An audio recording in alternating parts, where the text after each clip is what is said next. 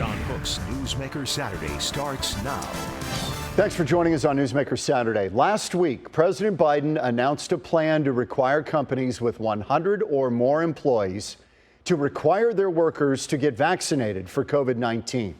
Enforcement would be handled by the Occupational Safety and Health Administration, OSHA. While some hail the plan as a way to get more people vaccinated, others cried government overreach.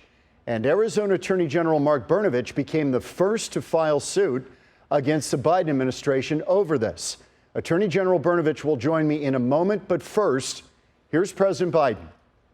This is not about freedom or personal choice. It's about protecting yourself and those around you. The distinct minority of Americans, supported by a distinct minority of elected officials, are keeping us from turning the corner. Joining us now, Attorney General for the state of Arizona, Mark Brnovich. Thanks for joining us. We appreciate it. Thank you, John. You called this the greatest infringement upon individual liberties, principles of federalism, and separation of powers ever attempted by an American president. Yeah, and that's true. That's true, John. I mean, the president does not have this kind of authority anywhere in the Constitution. Remember, the framers expected that the federal government be limited. It was one of enumerated powers, and that traditionally issues of public health, safety, welfare would be left to the states, because the reality is what works in Manhattan, Kansas may not work in Manhattan, New York. And the framers in their wisdom recognized that. You know, they had studied ancient Greece, ancient Rome. They knew that historically, when you get tyrannical and oppressive government, that all begins with one person thinking, or one small group of people thinking they know what's best for everybody else. So regardless of the merits of what should or shouldn't be done, the bottom line is this: the president does not have no authority. And to my friends, you know, regardless of where you fall on the political spectrum, the notion that any president, any one person can tell you that you have to inject something into your body, fearing your livelihood, your ability to work or get government contracts, is absolutely abhorrent, and it's un-American.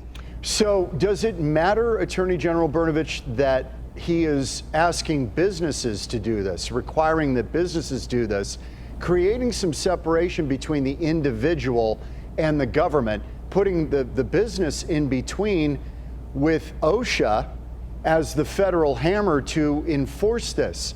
Does that give him any more wiggle room than just demanding that all Americans get the vaccine? Close, but no cigar, as they say, because the bottom line is he has no authority whatsoever. And we know that even if OSHA does promulgate rules, John, that those are going to be constitutionally and legally suspect. And so, you know, this is an issue that if we give this kind of authority and this ability to the federal government, we're never going to give it back. And this is one of the big problems. As you know, I've been consistent with this throughout my career, is that any government that's big enough to give you everything is big enough to take it away.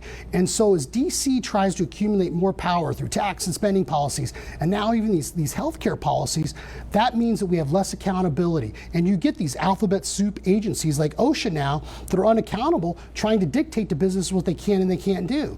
And so even if they're trying to massage that or trying to get that through the rules, it still is problematic, because it's the heavy hand of the government telling people that their livelihoods are at stake. They will lose their jobs, they'll lose their government contracts unless they do it. That's and as really, we pointed out, and we even put this. And that's kind of a philosophical argument. I fully understand where you're coming from on that, but by the letter of the law, I wanted to ask you if you had ever heard of a case, Jacobson versus Massachusetts. Does any of that ring a bell? Yes, John, of course, because I'm unlike a lot of folks. I was a real lawyer. You know, I've argued at the Supreme Court, and I was a real prosecutor. So yes, Jacobson. I feel like I'm in law school. 1905 case, yes. Right? Let me give you just a thumbnail on it. Basically, it was okay. the Board of Health in Cambridge, Massachusetts, that they tried to force people to get vaccinated for smallpox back in the early 1900s. Now, this ended up all the way to the Supreme Court, where the High Court ruled 7-2 that Americans do not have a constitutional right to harm their fellow citizens by refusing a vaccine and thereby becoming a disease vector. So the High Court has ruled on something similar. Where do you see the dissimilarity now? Well, I think it's important, and this is really important, that we have to understand the context. That was a state case. And this goes back to what we've talked about, or I've mentioned even in our lawsuit. When you think of the context of the 10th Amendment, even the 9th Amendment, the 10th Amendment explicitly states that if a power is not enumerated to the federal government, it can't do it. And just what you said, it was the state. It was a state question because the framers and our federal framework provides that issues of public safety, health, welfare, what we call the traditional exercise of police powers, that was left to the states. The federal government didn't have the authority. So the whole issue in that case is whether what the state couldn't or couldn't do. But it was clear, I would submit to you, that that Supreme Court would have never said, no way can the federal government do this. I mean, there was cases at that time like Champion v. Ames and other cases where you had controversial issues about whether the federal government could restrict the mail service from transporting illegal lottery tickets. And that was a big question because there was can the federal government prohibit that? Is that an exercise of police powers? So that's first and foremost to point out that it dealt with the state case. Second thing that I think is really important, at that time the penalty was a one-time fine of $5. And even if you consider that in context of today, it's really a de minimis amount. And there is a world of difference, John, between the federal government telling you that you're going to lose your job, you're going to be ostracized, you may lose your multi-million-dollar contract, versus saying you've got to pay a de minimis fine. Yeah. This is just a really interesting legal question that you're raising in this suit. One of the things that is thorny about all of this is the idea that the Department of Labor would kind of get into the vaccine business. They can regulate the workplace to a point, but can they compel people to get a vaccine in the workplace? No, the short answer is no. And I will tell you, John, that this is just the first of, I think, many lawsuits to come. If indeed they do try to promulgate these rules, there's a question of, well, did Congress even give them an authority? Do they have that constitutional authority? I would say the answer is no. And then you throw on top of that, and we put this in our pleadings, and this is gonna, be in, I'm sure, any future pleading. You had the White House chief of staff retweeting that this is like the ultimate workaround. So the Biden administration officials themselves have shown their cards. It's either an amazing amount of hard left hubris that they think they can do whatever they want, even if it's contrary to law, or that they are just dumb enough to think that no one's paying attention when they say that they are literally trying to actively work around existing legislation. So what about the part of this Attorney General that they can kind of say, well, we're not compelling people to get the vaccine. We're asking businesses to do this. Employees who don't want to can opt out, but then they have to be tested for COVID every week. Is that onerous or outrageous? Yeah, I think it is. And I think that depending on, we're speculating now as to what those final rules may be.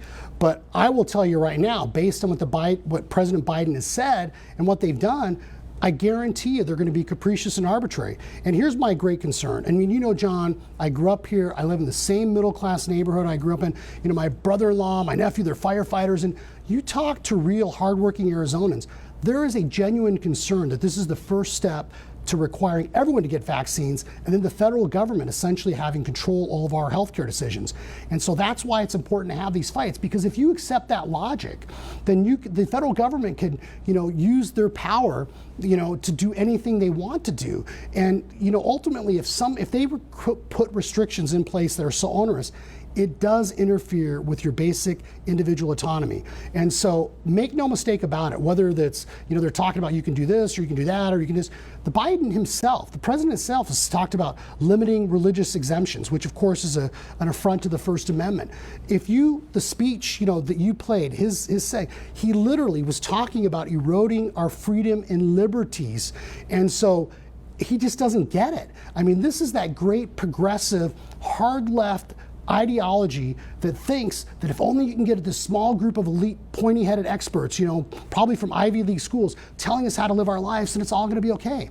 And that's the problem with it. Are you getting any reaction from local businesses about your lawsuit? Are people reaching out to you? Businesses with 100 and plus employees, are they reaching out to you with a yay or nay on whether they think your lawsuit's a good or bad idea? John, yes, the short answer is yes, people have reached out to us, and thus far, the response has been very, very overwhelmingly positive. Look, I didn't want to be in this position where I've got to sue the President of the United States over various issues, whether it's the COVID relief bill and the inability of states to cut taxes, or even on these issues or the border issues. But, you know, at some point, I feel like we're the last line of defense. If you look at what else is going on, a lot of times you get people talking, but we're about action. And sometimes I joke here in the office with some of our lawyers that, you know, sometimes I feel like we're like Luke Skywalker, and, you know, we're in the Death Star and we're doing everything we can because, frankly, we're the only hope. We're the only hope for Arizona and the hardworking businesses and hardworking taxpayers here that want to make sure that they have individual autonomy in their lives, that we respect the dignity of every human being, and we don't have the heavy hand of Washington, D.C. coming in and crushing anyone that disagrees with them. I think you just drew on John McCain, who used to love the Death Star analogy. He used to talk about that all the time on the campaign trail. And since you are running for Senate out of Arizona, it's interesting. Okay. Bottom line this for me. Can OSHA, which oversees safety in the workplace, can they extend that to a vaccine? No. No. No. I think that there's no constitutional ability for them to do so, and there's no statutory ability for them to do so. And, you know, earlier, John, we were talking about case law. I mean, think about the Youngstown steel case in the 50s, where during the Korean War, Truman tried to seize and use the federal agencies to seize the steelmaking industry. And the court said he couldn't do it. So, I mean, just because we're in a crisis and a pandemic, we need to be more vigilant than ever about our rights and liberties and limiting the power and scope of the federal government. I think it was Ben Franklin that said that anyone that's willing to trade their liberty for a little bit of security is jeopardizing both. Okay, so let's talk about the other part of this that you've talked about quite a bit. You've used the border as an example of two sets of rules, and we'll roll some video of the border situation going on right now.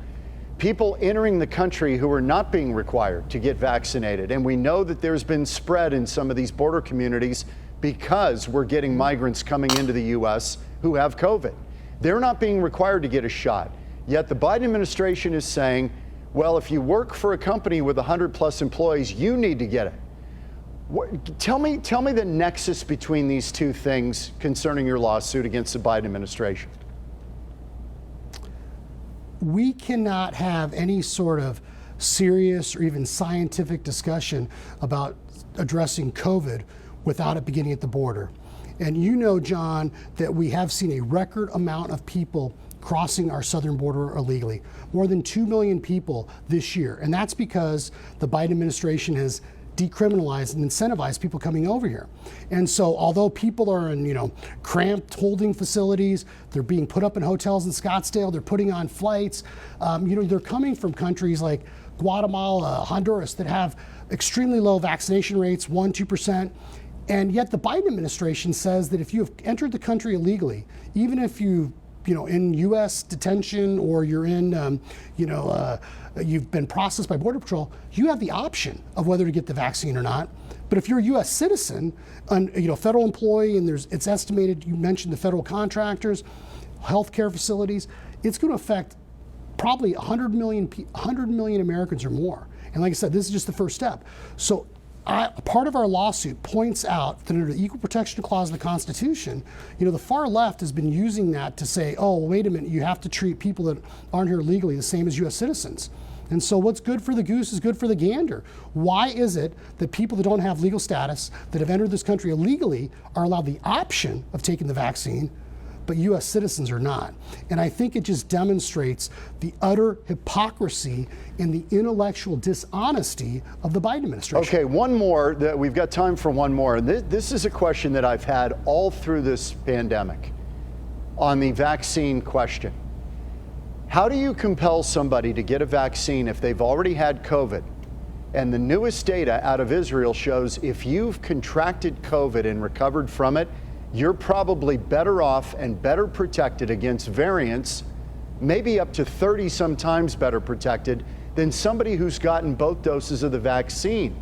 How do you compel that person to get a vaccine if they've already had COVID? You can't. And the government should never be able to compel anyone to put something in their body against their will. That's the bottom line here. It's the bottom line. That's what we're fighting for, John. Liberty and individual autonomy. Mark Brnovich, Arizona Attorney General since 2015, now running for U.S. Senate out of Arizona. Appreciate your time, Attorney General. Appreciate it, and we'll have you back. Thank you. Thank you. When we come back, and this is something that we might have even wanted to talk to the Attorney General about, have we made gambling too easy? Now it's on your phone. You've seen the commercials. You've probably seen friends that you thought would never get involved in wagering a bunch. Could people end up in trouble over this thing? Did we not think it through? We're going to talk about that next on Newsmaker Saturday.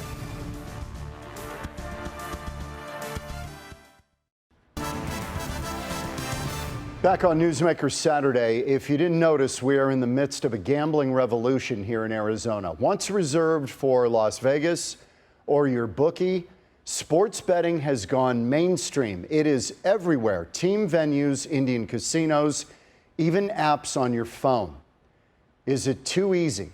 This is Governor Ducey in April making the announcement. I think we can call this a win-win-win for the tribes, for the state, and for the taxpayers.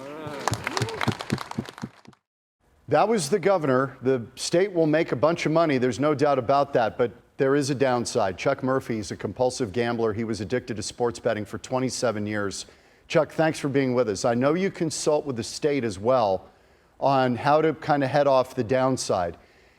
Give us the downside of particularly what's happening on people's phones now with these apps, because it's never been easier, and it's just, you know, you kind of look at this and watch it, and you say, is it too easy?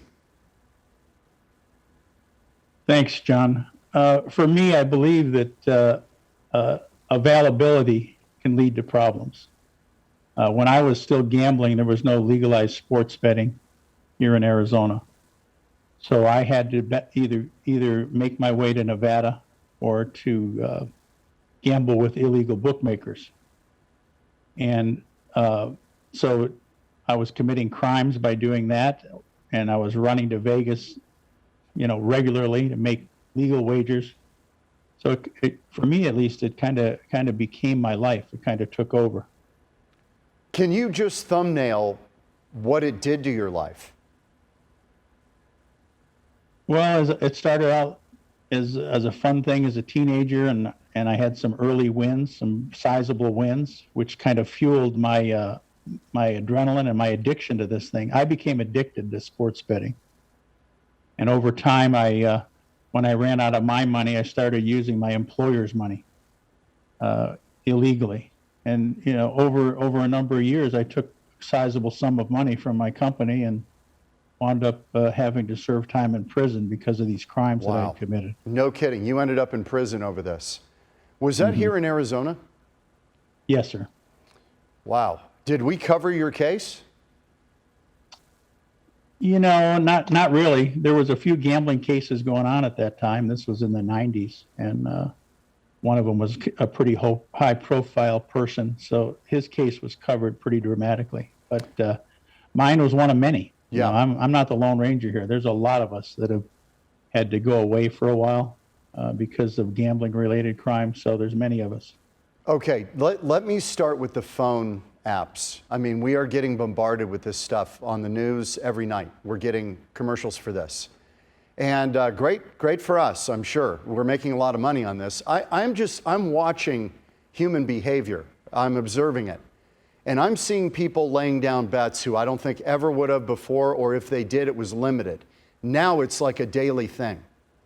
Am I misreading something here? I don't want to be Pollyannish about it, but this strikes me that people could end up in serious trouble financially over this.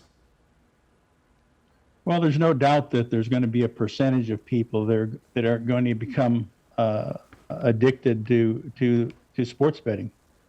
It's going to be so readily available, like you said, with the phone apps. And I'm not in the loop on everything that's going on as far as, like, I guess they're going to have some sports books here in Arizona. Yes. I try to stay away from that information. But because it's not anywhere I want to be. But it's definitely going to happen.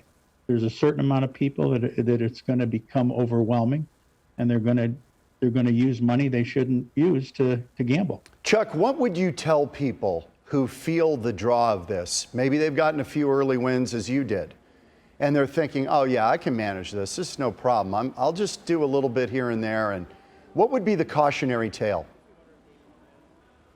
Well, I can think of several things that I'd tell people to watch out for, and this includes the gambler and his friends and family. We should help each other. So I think the first thing I would suggest is if they were starting to gamble for more money than they can afford. If you're using a certain amount of your income for recreation, some people go bowling, some people go out drinking, some people want to gamble. If you're doing that, that's probably okay.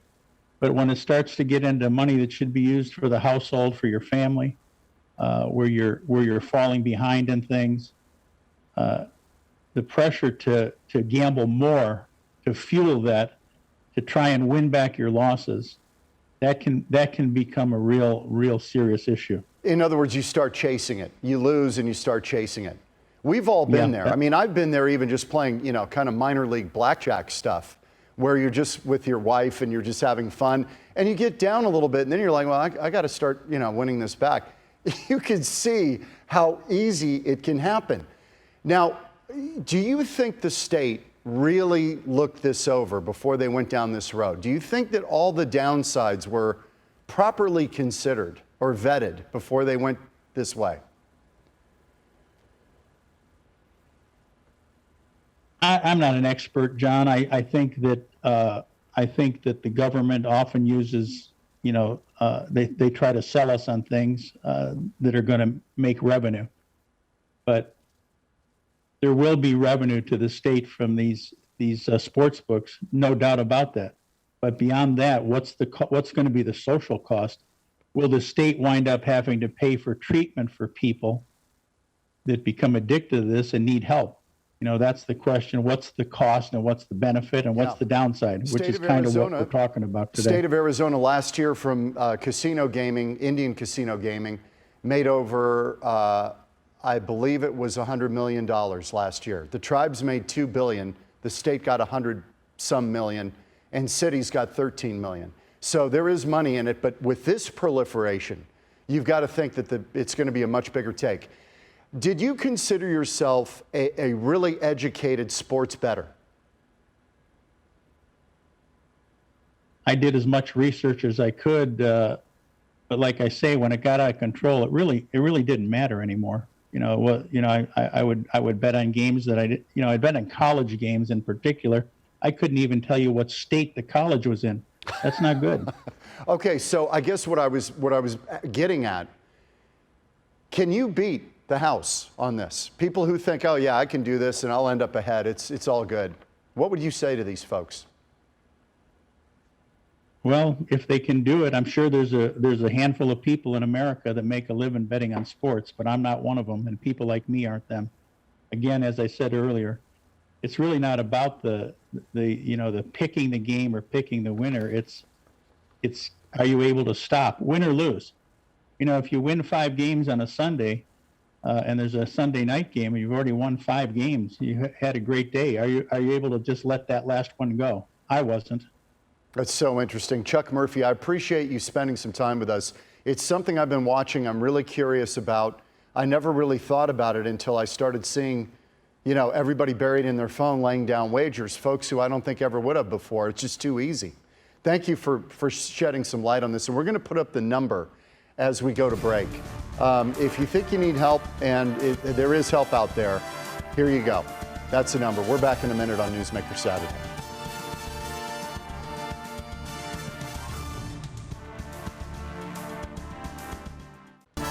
Well, no knock on my regular duties here at Fox 10, but I just enjoy the heck out of this program. I hope you do too. Here are prior shows where you can find them right there, fox10phoenix.com/newsmaker. We'll see you next week on Newsmaker Saturday.